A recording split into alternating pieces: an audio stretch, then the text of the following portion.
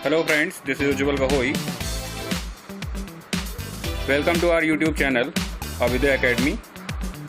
Please subscribe our channel and click on the bell icon so that you can get the regular updates.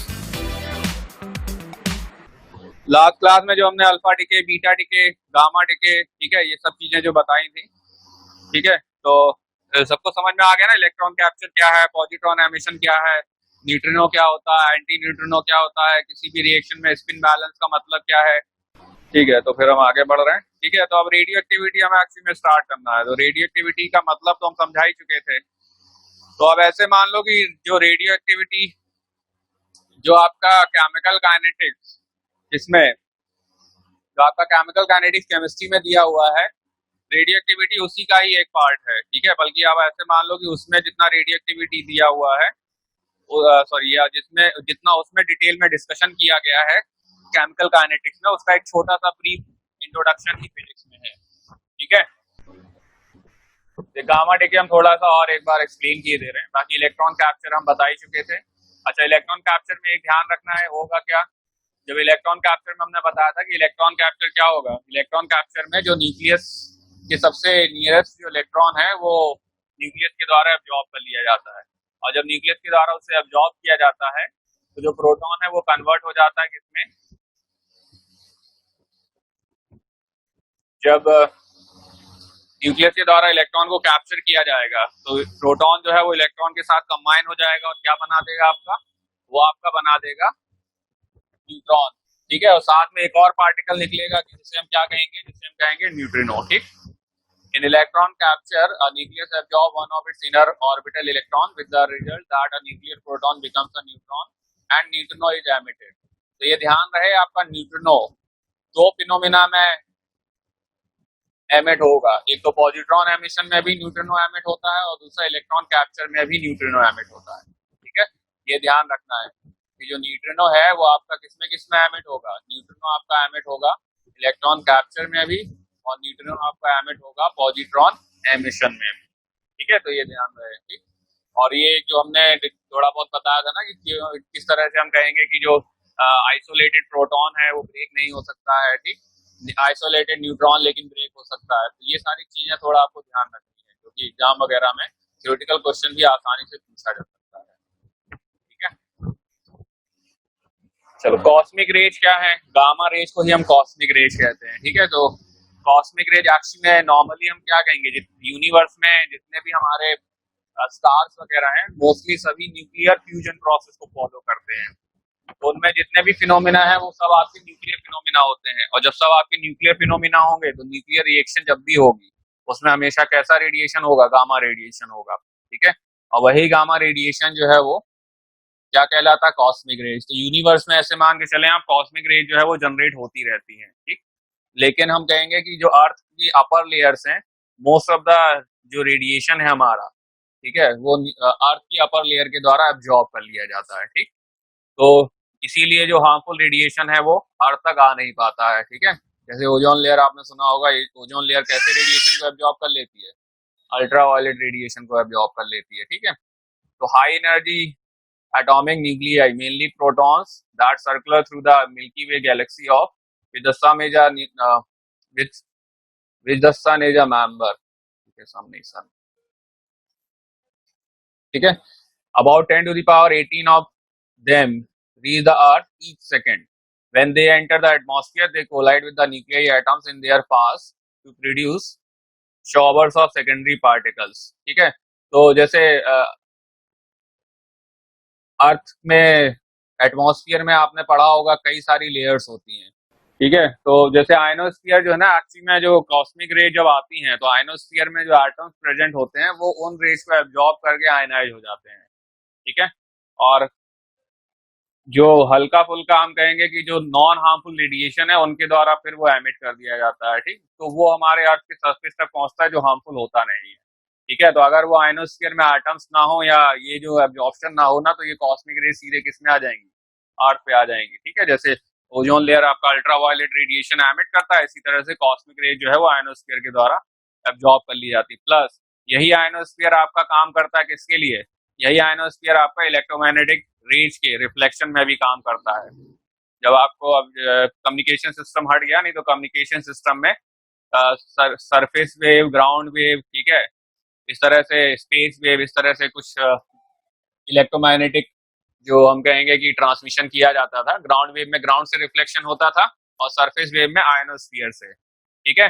जितने भी आपके tower वगैरह है ना, ये जो रेडिएशन एमिट करते हैं, ये सब ग्राउंड के थ्रू या सामने वाले हम कहेंगे जो आयनोस्फीयर है ना, उसके एटम्स के द्वारा रिफ्लेक्ट कर दिए जाते हैं, ठीक। जैसे हम कहेंगे कि जो टीवी में जो रेज यूज होती हैं, वो आप आयनोस्फीयर से रिफ्लेक्ट नहीं करा सकते। ये सारी प्रॉपर्टी जो है वो डिपेंड करती है किस पे, वेवलेंथ पे, ठीक है। तो वो आयनोस्फीयर से नहीं ट्रांसमिट होगी, तो उसके लिए हम सैटेलाइट को यूज करते हैं। इसीलिए आपने देखा होगा जो छतरी है वो पर्टिकुलर डायरेक्शन में लगाई जाती है, क्योंकि जो वो रेज एमिट करेगी, वो रेज सीधे किस पे पहुंचेंगी, जो आपका सैटेलाइट है ना उसके रिफ्लेक्टर पे, और उसके द्वारा, या हम कहेंगे कि जो आपका स्टेशन है, जो टीवी स्टेशन, ब्रॉडकास्टिंग स्टेशन होगा, वो रेज भेजता है किसकी तरफ, वो रेज भेजता है आपकी सैटेलाइट की तरफ, और वो सैटेलाइट से रेज रिफ्लेक्ट होके फिर आती है किस पे, अर्थ पे। तो इसीलिए जो टीवी एंटीना होता है, जो छतरी होती है ना, वो पर्टिकुलर डायरेक्शन में लगाई जाती है। वो वेव्स को क्या करती है, वो वेव्स को एक पर्टिकुलर पॉइंट पे, जो आपकी जो डिब्बी लगी होती है, ठीक है, उस पॉइंट पे कॉन्सेंट्रेट करने की कोशिश करती है, ठीक है। तो कॉस्मिक रेज जो है वो ऑब्वियसली बात है हार्मफुल रेडिएशन होता है, ठीक है। तो ये जो है हम क्या कहेंगे, गामा रेज। तो नॉर्मली सारी जितनी भी आपके न्यूक्लियर फिनोमिना है, उनमें सभी में गामा रेज जनरेट होती हैं, ठीक है। तो ये रेडिएशन के अगर आप सीधे कांटेक्ट में आते हैं तो कई सारी बीमारियां, और इवन ऐसे मान चलो कि जो हमने बताया था ना, जो हार्मफुल रेडिएशन है न्यूक्लियर रिएक्टर में, अगर हल्का सा भी लीकेज हो जाता है तो आप मान के चलो कि जितना भी आसपास का जो लिविंग जो ऑर्गेनिज्म है वो सब डिस्ट्रॉय हो जाएगा। क्यों? क्योंकि ये सारी रेज क्या करेंगी, ये सारी जो भी आपकी सेल्स है ना, उन सबको डैमेज कर देंगी या एक तरह से खत्म कर देंगी, ठीक। तो among these secondaries are neutrons from disrupted target nuclei. Each such neutron can react with the nitrogen nuclei in the atmosphere to form radioactive carbon with the emission of a proton, ठीक है। और यही जो उसमें ये भी लिखा हुआ है कि कुछ जो न्यूट्रॉन, या जो हम कहेंगे कि जो सेकेंडरी पार्टिकल्स जनरेट होंगे, उसमें कुछ न्यूट्रॉन होंगे जो नाइट्रोजन के साथ रिएक्ट करके क्या जनरेट कर देते हैं आपके, ये जनरेट कर देते हैं रेडियो एक्टिव कार्बन। तो ये इनका नंबर बहुत ज्यादा नहीं होता है, ठीक है। इसलिए आपको ये नहीं सोचना है कि या तो फिर तो बहुत ज्यादा रेडियो एक्टिव कार्बन हो जाएगा, ठीक। और ये रेडियो एक्टिव कार्बन सभी को पता है कि हर लिविंग टिश्यू के अंदर थोड़ा बहुत अमाउंट में होता ही होता है, ठीक है। इसी से ही क्या करते हैं हम, इसी से ही हम, इसको कहा जाता है कार्बन डेटिंग, ठीक है। इसी से ही हम क्या करते हैं, इसी से ही हम पता करते हैं किसी भी एक तरह से आप कहोगे फॉसिल फ्यूल की लाइफ, क्योंकि जितने भी हमारे मतलब जो, जब तक वो जिंदा रहेगा तब तक वो कार्बन 14 क्या करता रहेगा, एब्जॉर्ब करता रहेगा। नॉर्मली ऐसे मान के चलो, इसमें एक स्टेडी स्टेट आ जाती है, जितना वो एब्जॉर्ब करता है उतना डिके होता है, और इस तरह से उसका जो एक तरह से हम कहेंगे कॉन्सेंट्रेशन है ना, वो बॉडी में कांस्टेंट बना रहता है, ठीक। लेकिन जब डेथ हो जाती है तो ऑब्वियसली बात है क्या होगा, एब्जॉर्प्शन हो जाएगा, खत्म, ठीक है। जब कोई लिविंग ऑर्गेनिज्म डेड हो जाएगा तो उसमें और उसका जो एब्जॉर्प्शन है वो खत्म हो जाएगा, तो केवल क्या रह जाएगा, डिके रह जाएगा, ठीक है। अब तो हालांकि कार्बन डेटिंग मतलब अब नहीं यूज किया जाता है, क्योंकि कार्बन डेटिंग में जो हाफ लाइफ है ना उसकी बहुत ज्यादा होती है, 56760, ठीक है। जो हाफ लाइफ है कार्बन की, कार्बन 14 की, वो 5760 ईयर्स है, ठीक। तो इससे आपको एग्जैक्टली आपको जो आप कहोगे जो टाइम फ्रेम, वो एग्जैक्ट नहीं पता चलता है, ठीक है। अब क्या यूज करते हैं ये तो हमें नहीं आइडिया, लेकिन कार्बन डेटिंग पहले यूज किया जाता था, ठीक। तो जो कार्बन 14 है ना, उसका एक कॉन्सेंट्रेशन जो है वो कांस्टेंट बना रहता है, ठीक है। कोई भी लिविंग ऑर्गेनिज्म बना रहा है, क्योंकि नाइट्रोजन सभी के लिए रिक्वायर्ड है। नाइट्रोजन की जो हम कहेंगे कि हर बॉडी के लिए नाइट्रोजन जो है वो एक पर्टिकुलर अमाउंट में जरूरी होता ही होता है, ठीक। तो जो कार्बन 14 है, ठीक है, तो जब आप एब्जॉर्ब करते हैं, मतलब जब आप कंजम्पशन करते हैं, तो चाहे पेड़ पौधे हो चाहे आपके एनिमल्स हो, कार्बन 14 का कॉन्सेंट्रेशन एक कांस्टेंट रहेगा, ठीक है। तो जब तक आप जिंदा रहेंगे तब तक इसका जो अमाउंट है वो बॉडी में कांस्टेंट रहेगा। जब डेड हो जाएगा, ठीक है, या जो हम कहेंगे जब लिविंग ऑर्गेनिज्म डेड हो जाएगा, तो ये कार्बन 14 डिके करने लगेगा। तो इसका जो अमाउंट होना चाहिए नॉर्मल बॉडी में, और जो अमाउंट अभी इस समय प्रेजेंट है, उसके रेशियो से या उसके अमाउंट के रिलेशन से आप उसकी लाइफ निकाल सकते हो, ठीक है। जैसे हमने कहा, सपोज करो आपके बॉडी लिविंग और किसी लिविंग ऑर्गेनिज्म में कार्बन 14 सपोज करो 1 ग्राम होता है, ठीक है, तो अगर 0.5 ग्राम बचा हुआ है अभी भी, तो इसका मतलब उससे कितना टाइम हो चुका है, तो इसका मतलब वो जो फॉसिल है वो 5760 ईयर्स ओल्ड है। ठीक है, 0.25 बचा हुआ है तो इसका डबल हो जाएगा। ठीक,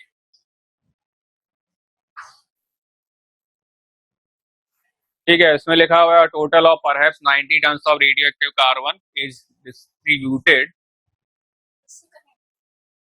around the world at the present time. Shortly after this formation, radioactive carbon atom combines with oxygen molecule to form carbon dioxide. ठीक है, green plants like take in carbon dioxide and water, which they convert into carbohydrate in the process of photosynthesis, so that every plant contains some radiocarbons. Animals eat plants, thereby become radioactive themselves. Since the mixing of radiocarbon is efficient, living plants and animals all the have same ratio of radioactive carbon to ordinary carbon. ठीक है, तो हमने वही कहा, इसमें हर कोई भी living organism में आपका रहेगा तो सभी में रेडियो एक्टिव कार्बन का कुछ ना कुछ अमाउंट रहेगा, और उसका जो रेशियो है जब तक वो जिंदा रहते हैं तब तक क्या रहता है, कांस्टेंट रहता है।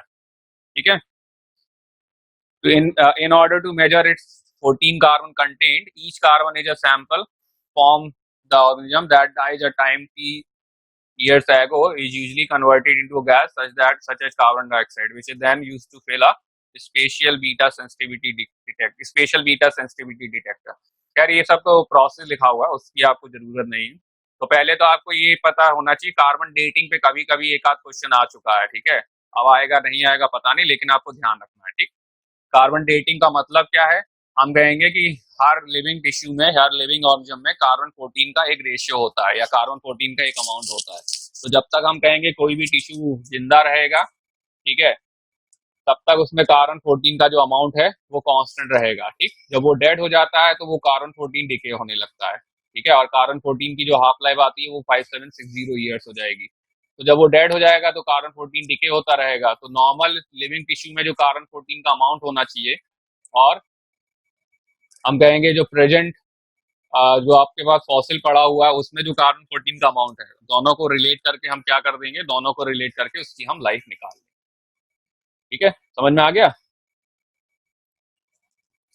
तो अब सब क्लियर है सबको, पॉजिट्रॉन एमिशन क्या है, इलेक्ट्रॉन एमिशन कैप्चर, ठीक है, alpha decay, beta decay, gamma radiation, carbon 14, ठीक, और किस तरह से कॉस्मिक रेज, अगर हमने कहा कि कॉस्मिक रेज हार्मफुल होती हैं, हर स्टार से जनरेट होती है, हमारे सन से भी जनरेट होती है, तो हम अपने आप को कैसे सेफ रखेंगे। ठीक है, तो उसका रीजन क्या देंगे हम कि भैया जो कार्बन जो कॉस्मिक रेज है वो आयनोस्फीयर के द्वारा या अपर लेयर्स ऑफ एटमॉस्फेयर के द्वारा एब्जॉर्ब कर ली जाती है। ठीक है, तो वो जो रेडिएशन है वो अर्थ तक नहीं पहुंचता है। प्लस कई सारे आयंस भी, ऑब्वियस सी बात है, जब ये सारे फिनोमिना होंगे तो कई सारे आयंस भी अर्थ के सरफेस की तरफ आते हैं। ठीक, इसमें आपको हेल्प करती है क्या, अर्थ की मैग्नेटिक फील्ड लाइंस।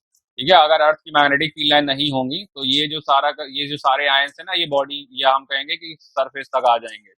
ठीक, और ये सरफेस तक अगर आ जाएंगे तो इनकी वजह से भी क्या होगा, इनकी वजह से भी डैमेज हो सकता है। तो अर्थ की मैग्नेटिक फील्ड क्या करती है, उन आयंस को के पाथ को डिफ्लेक्ट कर देती है, डेविएट कर देती है। ठीक है, इसीलिए आप ऐसे मान चलो ना, इसीलिए जो अर्थ है ना, ये मतलब एक तरह से क्या कहेंगे, अपनी गैलेक्सी में तो है ही, मतलब ये भी माना जाता है, बस ये है कि थ्योरेटिकल ये एस्पेक्ट है कि और भी प्लैनेट्स हो सकते हैं जिन पे लाइफ फॉर्म हो। ठीक है, लेकिन अभी तक इसके बारे में कुछ आप ऐसे मान चलो ना कि स्ट्रॉन्ग एविडेंस नहीं है। ठीक है, बस केवल थ्योरेटिकल एजम्पशंस हैं। ठीक, तो अर्थ में जितनी भी जो सिचुएशंस है ना, वो सारी सिचुएशंस लाइफ फॉर्म को सपोर्ट करती हैं, इस वजह से अर्थ पे लाइफ फॉर्म जो है वो पॉसिबल है। ठीक है, मैग्नेटिक फील्ड लाइन नहीं होंगी तब भी लाइफ फॉर्म पॉसिबल नहीं होगी।